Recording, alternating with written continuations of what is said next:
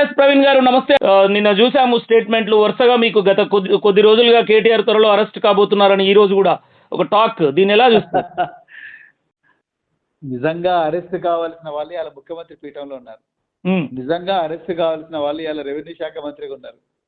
నిజంగా అరెస్ట్ కావాల్సిన వ్యక్తులందరూ కూడా మంత్రివర్గంలో ఉన్నారు. వాళ్ళందరూ ముందు అరెస్ట్ కావాలండి. దానికి మా వర్కింగ్ ప్రెసిడెంట్ చాలా క్లియర్ గా చెప్పండి, మీకు దమ్ముంటే మా మీద చేయండి, మేము ఏ తప్పు చేయలేదు, మీకు దమ్ముంటే పరిశోధన చేయండి, మీ దగ్గర ఏమి ఆధారాలు ఉన్నాయో బయట పెట్టండి, ముందు ప్రజాక్షేత్రంలో చర్చిద్దాం. క్రిమినల్స్ కేసుల దగ్గర తర్వాత ముందు ప్రజాక్షేత్రంలో చర్చిద్దాం. భయపడుతున్నారు ఎందుకండి కాంగ్రెస్ వాళ్ళు? సాక్ష్యాలు ఏమన్నా బయట పెట్టండి, మేము బహిరంగ చర్చకు సిద్ధమని చెప్పిన తర్వాత కూడా మీరు బయటికి రాకపోతే ఊకే పేపర్లకు లీకులు, ఛానళ్లకు లీకులు ఇచ్చుకుంటా అందులో భాగంగానే వివరిస్తుంది ప్రభుత్వం. అందులో భాగంగానే మీ వర్కింగ్ ప్రెసిడెంట్ ఈ రోజు ఢిల్లీ బీజేపీ నేతల కాళ్ళ బేరానికి వెళ్లారు. ఫార్ములా రేస్ 1 బయటపడుతుంది అని చెప్పేసి అని పొన్నం ప్రభాకర్ గాని పొంగులేటి వ్యాఖ్యలను ఎలా చూస్తారు? వాళ్ళు అభద్రతా భావంతో గజగజ వణుకుతా ఉన్నారు పొంగులేటి, పొన్నం ప్రభాకర్లు. అందుకొరకే వాళ్ళు అట్లా మాట్లాడుతూ ఉన్నారండి. పొంగులేటి శ్రీనివాసరెడ్డి గత నెల రోజుల నుంచి బాంబులు వెళ్తాయి, ఆటం బాంబు, లక్ష్మీ బాంబు, ఆ బాంబు ఈ బాంబు, అణుబాంబులు పేల్చబోతున్నాను త్వరలో. సుత్లీ బాంబు కూడా వెళ్చలేకపోయాడు ఆయన. సుత్లీ బాంబు కూడా వెళ్చలేకపోయాడు. అసలు ఆయన అర్హత ఉందానండి మినిస్టర్ ఉండడానికి? ఈడీ వాళ్ళు 48 గంటలు రైడ్ చేస్తే ఆయన ఎన్నో అక్రమాలు చేస్తే ఈడీ వాళ్ళు 48 గంటలు ఇంటిని రైడ్ చేసి చివరికి ఐటీసీ కోహినూర్ రోడ్లో పోయి అదానీ కాళ్ళ మీద పడితే తప్ప ఆయన అరెస్ట్ ఆపుకోలేని పరిస్థితి. ఆయన కేటీఆర్ గురించి మాట్లాడుతున్నాడండి.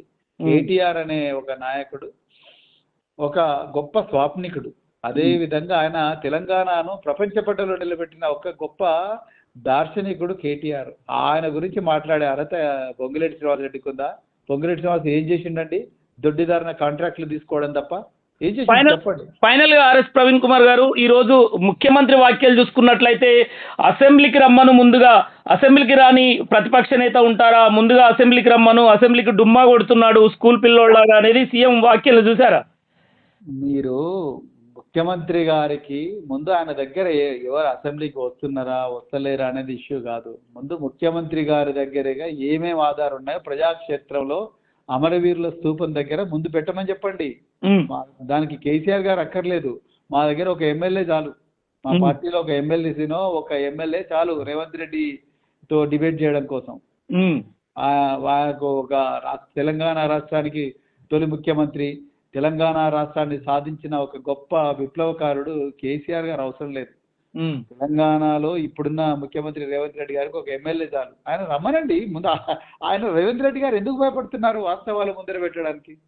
చెప్పండి, ఎందుకు భయపడుతున్నారు? వాళ్ళ మంత్రులను ఎందుకు భయపెడుతున్నారు? ఎందుకు అన్ని దృష్టి మరల్చే కార్యక్రమాలు చేస్తున్నారు, అటెన్షన్ డైవర్షన్ కార్యక్రమాలు చేస్తున్నారు? వారిని రమ్మనండి. ఎవరొద్దు అంటున్నారు? ఎందుకంత భయపడుతున్నాడు ప్రజలంటే? ఎందుకంత భయపడుతున్నాడు ప్రతిపక్షం అంటే? ఎందుకు ఊకే కేసుల మీద కేసులు పెట్టిస్తున్నాడు? గాంధీ భవన్ అంతా ఫేక్ ఎఫ్ఐఆర్ల ఫ్యాక్టరీగా మారిపోయింది. మరి రైట్.